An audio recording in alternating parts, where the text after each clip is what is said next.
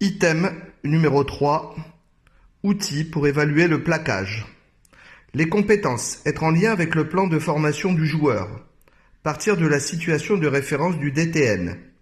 Décliner par simplification vers les 3 catégories. Travailler sur les sous-compétences suivantes. Premier, cadrage défensif. Deuxième, position pré-plaquage. Troisième, engagement du plaquage. Quatrième, serrage des bras.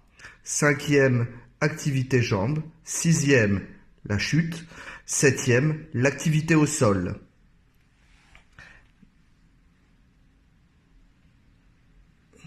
Première position, deuxième position et la troisième position qui est la bonne, car le joueur est en déséquilibre avant sur la pointe des pieds.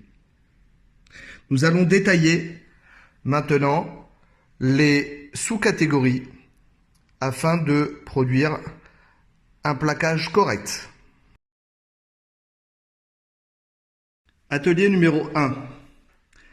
Avant le plaquage. Cadrage défensif, conserver l'alignement épaule extérieure du défenseur sur hanche intérieure du porteur de balle. Rythme de montée, vite, lent, vite. Position pré-plaquage, tête haute, regard porté sur la hanche à impacter, dents serrées et langue collée au palais. Augmentation du gainage du cou. Augmentation de la fréquence et diminution d'amplitude des appuis. Petit pas. Flexion des jambes, genoux en avant des pointes de pied. Position des bras et des mains, identique à la garde d'un boxeur. Épaule extérieure du plaqueur face à l'épaule intérieure du plaqué. Gauche pour gauche et droite pour droite. Démonstration détaillée. Donc, conserver l'alignement des épaules extérieures et de la hanche intérieure.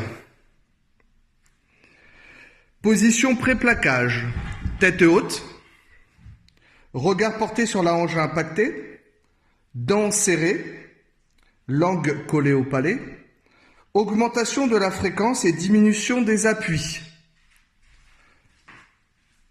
flexion des jambes, genoux en avant des pointes de pied, position des bras boxeur, épaules extérieures du plaqueur face à la hanche du porteur.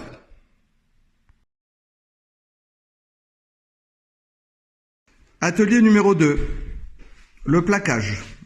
Engagement du plaquage. Tête relevée, regarde au-dessus des lunettes. Les pieds sont proches du plaqué. Jambes fléchies, dos plat. Déséquilibre avant, poids du corps sur les pointes de pied. Impacté avec pied avant. Placement de l'épaule qui impacte la hanche ciblée, placement de la tête sur le flanc de l'adversaire. Deuxième temps, serrage de bras, saisie et serrage des cuisses avec les bras et les mains. Maintenir la pression de la tête sur le flanc. Troisième point, activité des jambes. Engager une poussée du bas vers le haut en partant du pied fort. Le pied avant, obligatoirement. Quatrième temps, la chute, maintenir le serrage à 2 bras jusqu'au sol. Démonstration. Tête relevée, les pieds sont proches du plaqué, jambes fléchies, dos plat, impacté avec pied avant, placement de l'épaule qui impacte la hanche, placement de la tête sur le flanc de l'adversaire, serrage des bras et saisie des cuisses, engager une poussée du bas vers le haut, la chute, maintenir et serrer les bras.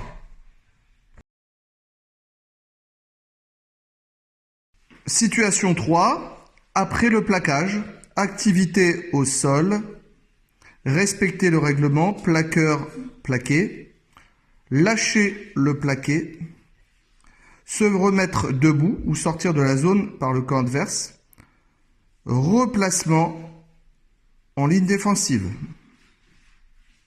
Démonstration.